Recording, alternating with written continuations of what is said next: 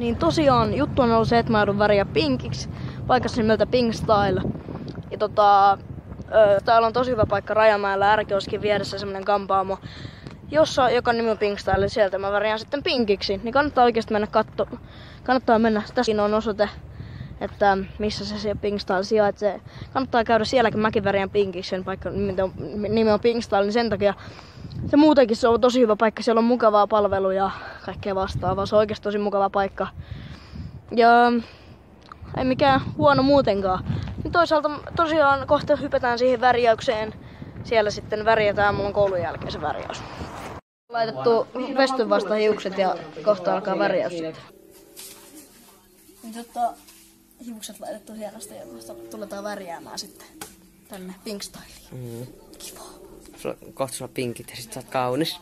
Joo, tosi. Sitten mä vaan kuvittelen kaikki huutoja, mitä tulee koulusta. Joo. Homo. Just tätä mä mietin. Vitu homo. Tapa itses. Ei se mitään. Joo. Otan osaa. Kato tänne, ollaan tosi kaunilla ilmeellä.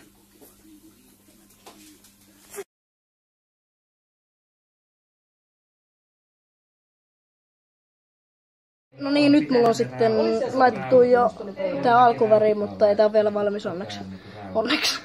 Mutta kuitenkin Pink Style. Käykää ihmeessä, tulkaa tänne joskus.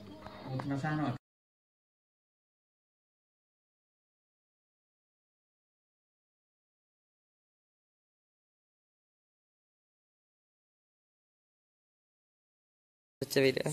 Joo, mä oon tämmöisessä lämpölaitteessa kuiva. En mä tiedä mitä tää tehdään. Sun hiukset palaa. Joo, mut siis niinku tää on nyt laitettu tää väri tähän ja sitten joku lämpölaite, joka varmaan lämmittää mun hiukset palaksi. Mitä tää tekee? Uskallaan tulla tänne puolelle. Siis tää lämpöä, joo mä sen tiedän, mut siis Se niinku tehostaa sitä. Joo, just tai sitten hirvi, naisia kissa se hirviö. Ai kun solari, mulla räjähtää korvat. Ei niin, tässä solarium. No ei lämpää.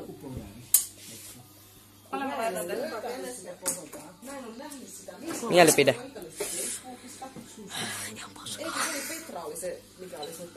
Mä pidän lupauksen. Siis Mä laitan tähän, se oli Petrasta se puhu. Siis mä lupasin teille, että mä teen tänne, mä teen myös. Kiitos kuvalle, Joni. Joo. Kerro sun Insta. Sä voit laittaa se alas.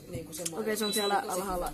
Ja mun snappi, mun Twitteri ja snappikin on siellä. Ja mun Insta ja munkin Insta.